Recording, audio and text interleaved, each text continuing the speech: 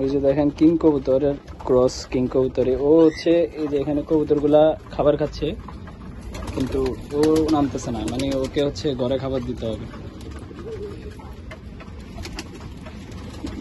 তো হচ্ছে রাজা, রাজা তো ঘর থেকে নামতে চায় না, নিজের ঘরে হচ্ছে খাবার দিতে হবে।